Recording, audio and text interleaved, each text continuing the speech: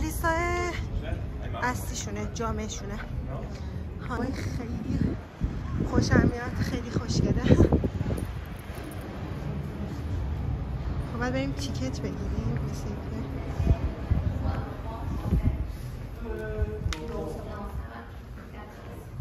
خب ما تیکتامون رو گرفتیم. هر تیکت 7 یورو برای کسی که استودنت باشه، دانشجو باشه. دت خدا رو شکر من کارش داشتم نخواد توی منم دقیقاً توی هتل گذاشتم، ولی خب عکسشو داشتم. اما بعد برای 3 جای 3 تا، یه دونه اگلیس یعنی کلیسای کوچیک‌تر میگن اگلیس، اون بره، یه دونه این کلیسای اصلیشون که کاتدرالشونه، یه چیز دیگه هم بود. چی بود؟ موزه اگلیس. یه موزه. اوکی. اوکی. خب به سمت چیز پرتغالی. خب نگاه کنید Church of the Third Order. خب یه دونه کلیساشونه، یه کلیساه، یه دونه، دو تا کلیساه فکر کنم، یه دونه هم اگلیزه. کسا اینو نمیدونم چیه. خب 2 تا کلیسا هست که حالا میبینیم چیه دیگه. خب الان میخوایم داخل کلیسا. این کلیسا توی قرن 15 هم ساخته شده، توی این یعنی هیستوریک ترین منطقه شهر پورتو. یه قطعه زمینی رو به مذهبیون اینجا داده بودن پورتو که اونها هم از این زمین رو کلیسا ساختن توش. ببخشید امروز من یکم نمیتونم صحبت کنم.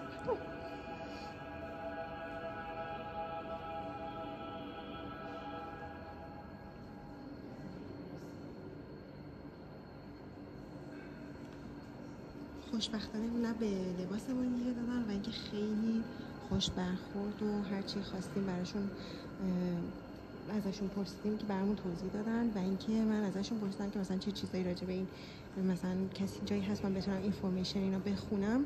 گفتن که میتونی 1 یورو بدی یه گاید بخری، یا که میتونی آنلاین سرچ کنی. یعنی اینجا خود کسایی که اینجا کار میکنن اینقدر مهربونن، میگن ما مثلا گرونه مثلا اینجا یا نمیخوای پول بدی میتونی بری آنلاین سرچ کنی. من حتی توی هتلمونم یه جایی بود واسه قفل می‌خواستیم واسه کمودا و بهمون اون آقای گفتش که من اینجا 6 یورو میدم ولی اگه میخوای فلان مغازه اونجا هست 2 یورو میدی میتونی بری بخری. خیلی جالب بود. خب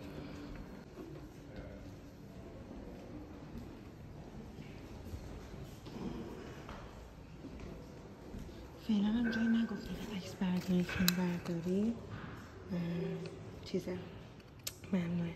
خب بذاری من سعی کنم ببینم اینا چیه. اون میگه این این کلیسای سان فرانسیسه. کلیسای سان فرانسیس میگه که یک نقش خیلی مهم و توی مذهب شهر داشته. یه توضیح بدم، این سان فرانسیس خودش یه آدم مهم بوده، یه آدم مذهبی مهم بوده، کسی بوده که انگار یک گروه خاصی داشته، رده سوم، یعنی میشه third order. بعد خیلی ها کسایی که کلا پورتو همیشه جذاب بوده واسه مردم جاهای مختلف. بعد کسایی که مثلا مثل از شهرهای دیگه یا حالا مثل کشور مثل برزیل که می اومدن برای از طریق تجارت آبی می اومدن به پرتغال و پورتو، خیلی هاشون دوست داشتن که به این رو بیارن، یعنی و عضوی از گروه سان فرانسیس بشن. فارسیش نوشته بود رده سوم ارجمندی، یه چیزی تو این مایه ها. آره و مثل که کلا این آقای سان فرانسیس خیلی تاثیر داشته توی همه چی پرتغال، مثلا توی مسائل مذهبی و اجتماعی. خب اینم یه قسمت دیگه از کلیسا. اینجا چی نوشته؟ این اوکی انگلیسی هم داره. حالا اینو بعد میخونم براتون توضیح میدم. اینم حاجی.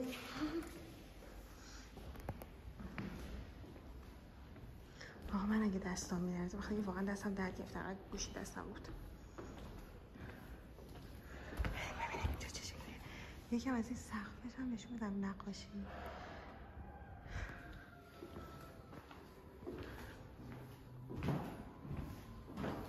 این چشمشو شیرش هم برداشتن. من دوستم رو گم کردم. اینم دوباره در این وره، دوباره بریم اون وره چی داره. بریم پایین چی داره.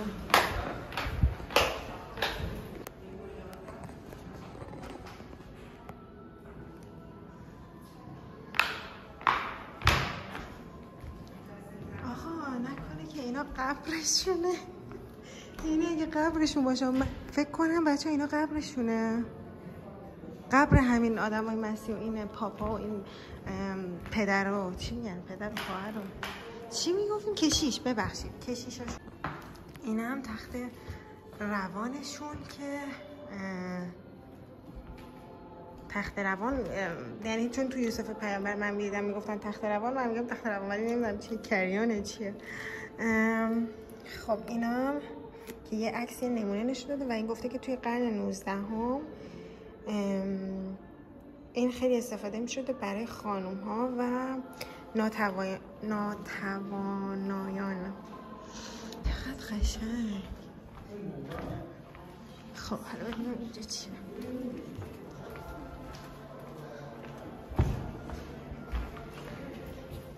اینا هم همچنان فکر کنم قبل باشه، بزنی اینجا یه چیزی نوشته. آره دیگه سمیتریوم ریشه انگلیسی داشته باشه، لاتین داشته باشه، سمیتری بشه یعنی میشه قبر، قبرستون. گریو میشه قبر، سمیتری میشه قبرستون.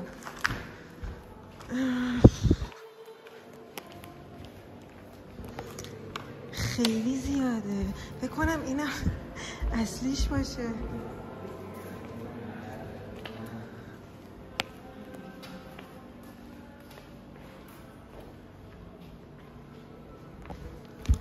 کسی نباشه این تو دست بزنم بعد روحش شب بیاد تو خوابم.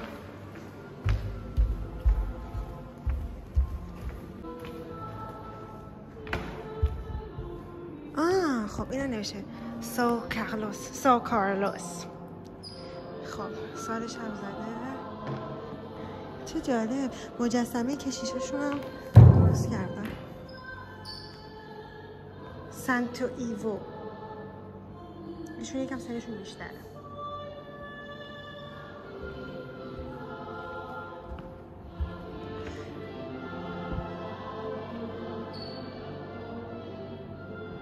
ایشون هم قرن 13 آقای سو لوسیو. دو مجسمه، دو تا خانوم هست یا آقا؟ یه آقا و یک خانوم. آها اینا دارن ازدواج میکنن، عروسیه فکر کنم، داره عقدشون میکنه. چه جالب. احتمالاً هم اینم سانتا. ببینم سانتا چی میشه. منظور همون، آره همون سا فکر کنم میشه مردونش، مسکولنش، مسکولین به انگلیسی، مسکولن به فرانسوی، چون بعضی به من میگن چرا میگی مسکولن فرانسوی. فمیننم که بازم فرانسوی، این فمیننه چون این حالت زنونه، چون کلمات خب توی زبونا زن و مرد داره دیگه، مثل ما نیستش. یا فمینین انگلیسی. آخه مجسمه سگش هم گذاشتن. سو روک نمیدونم. اینم که مجسمه مسیح و ایشون کی هستن؟ این خود اوکی. زده سان فرانسیسکو جیزوس اینجوری که جیزوس کرایست. حالا من نمیدونم خودشون میگن، فکر کنم بگن جیزوس کروسیفیکا، نمیدونم ببخشید پرتغالی خوب نیست. خود این سان فرانسیس ایشون هستن و این خانم هم نمیدونم کیه. این احتمال نه نمیدونم. خب من اومدم بالاخره بالا، ببینیم بالا چی هست. از نقاشیاشو نشونتون بدم. ببخشید دیگه برای فیلم برداری.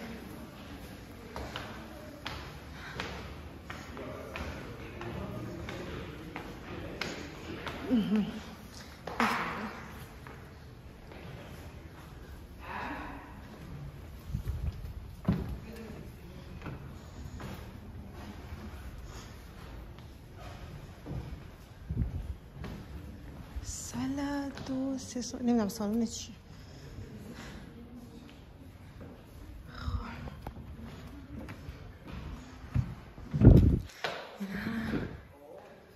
اینا هم همه میدونین دونه دونه کشیشاشو آدمای مهم اون زمان توی شهر و کسای مهم این کلیسا رو همه رو نقاشی کردن و یا مجسمه‌شو درست کردن. اینم نمیدونم ایشون هم احتمالاً یه آدم نظامی مهم بوده باشه.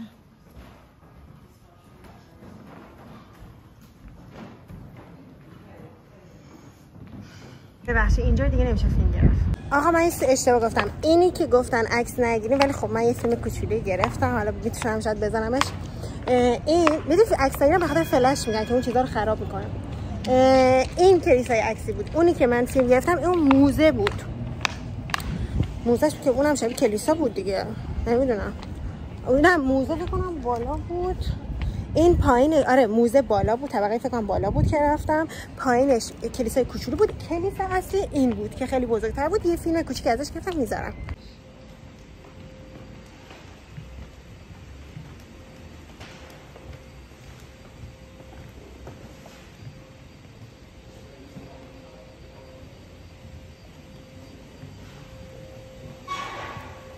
من دوباره با دوست اومدم بچه نگاه کنید این واقعا یه گورستانه جایی که ما اومدیم. اینا همه قبره. این برم که باز این سنه دستیشون که حتی طرحهای روی اینا هم مذهبیه.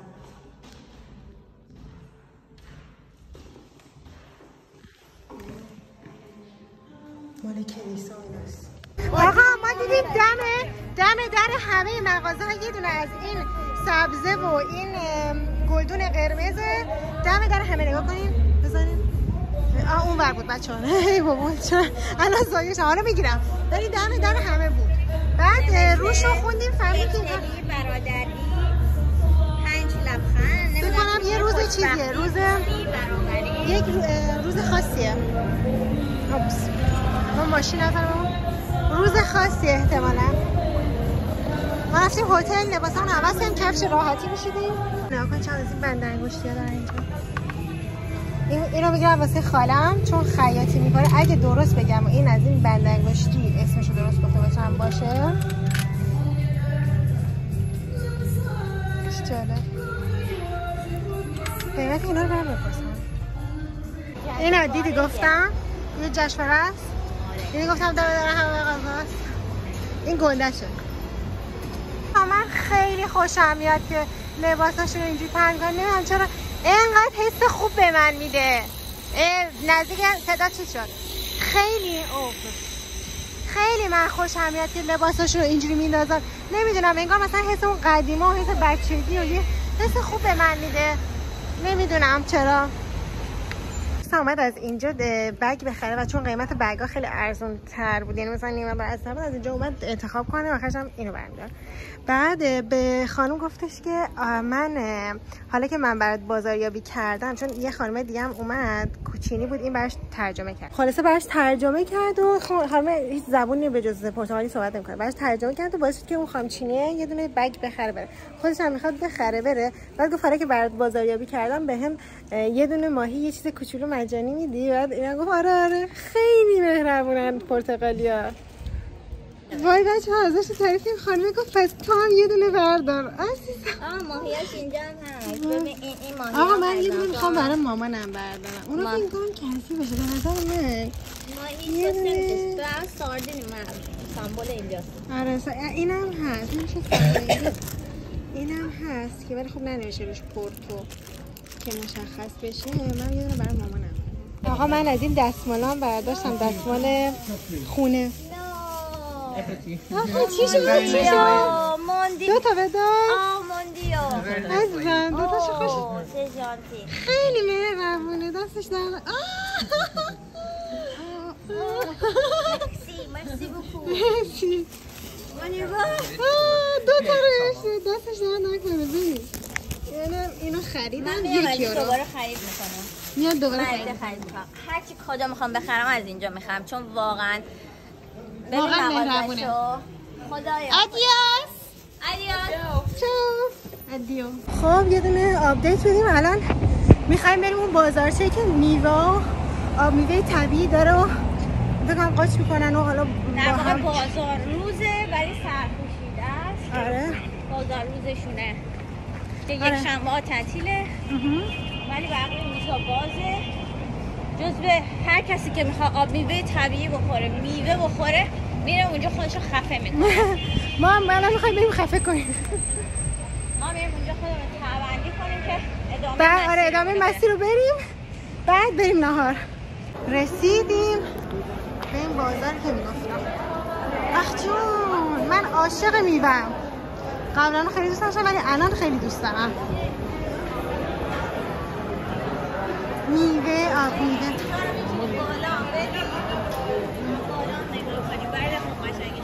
ولی به نظرم آره الان چون اون سقف داره. بریم ببینیم. وای ادویه هم هستش. نمیدونم چیه. و این وای بچه من تا حالا لیموی خشک ندیده بودم توی فرانسه ولی اینا دارن. یعنی مغازهای خاصی تو فرانسه دارن. مشرومای مختلف، دقیقات مختلف، قهوه از این فیلم بگی گرفتم. چه جالب.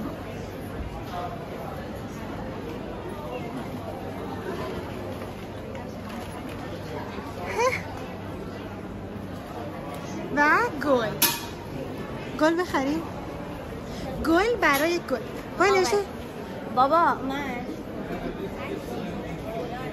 میگه یک فوتو یک گل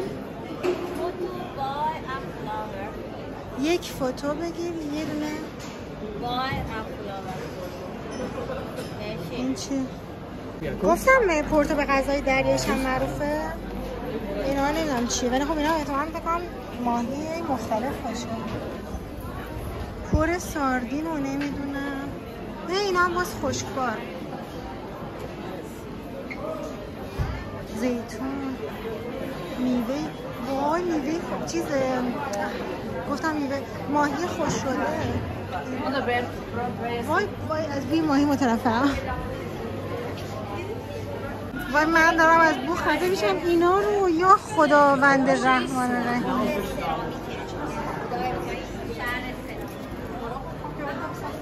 بریم صدف بخوریم.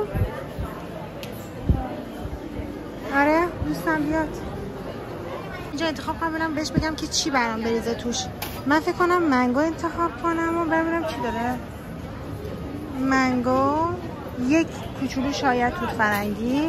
میخوام شیرین ولی باشه بیشتر میگه.